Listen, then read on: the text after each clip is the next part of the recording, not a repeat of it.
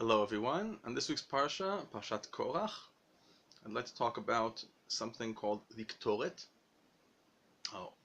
Among the various korbanot that were brought in the Mishkan and in beit hamikdash was something called the ktoret.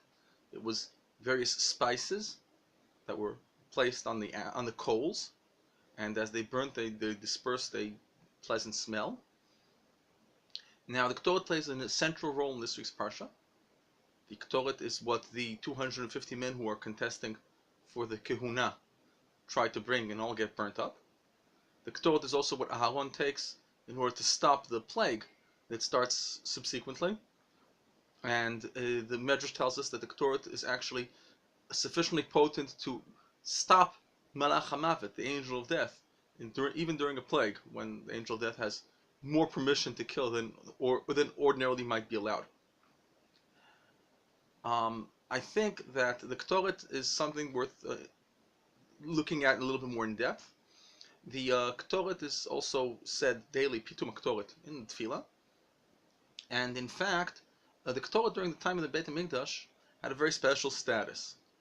The various avodot, the various things that were done in the beit hamikdash, the korbanot and other things, every time they were done, since each thing was considered an honor, there was a lottery as to who would get which honor in the service of the beit hamikdash.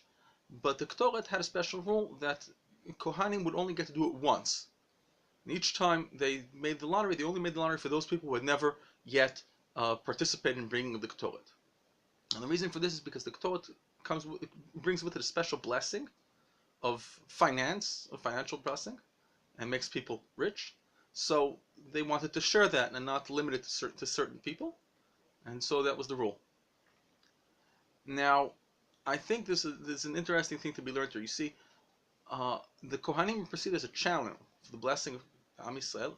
They sort of bring the blessing of Hashem down, and much as a channel of water gets wet when it brings water, so too the Kohanim are blessed for their service to everyone else.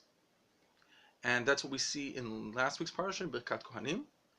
It's actually not last parsha. Okay, in Birkat Kohanim, where the Hashem says that V'sam Shmi of Bnei Israel, the Kohanim shall bless the people of Israel with my name, V'ani avarachem, and I myself will bless them. This might be referring to Bnei Israel. This might be referring to the Kohanim who receive a blessing for having blessed.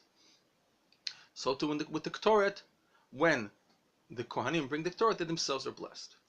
Now, we have to appreciate the fact that when we bring a blessing to other people, we are the channel, and we benefit from it. The objective is not for us to benefit from it. The objective is to benefit other people.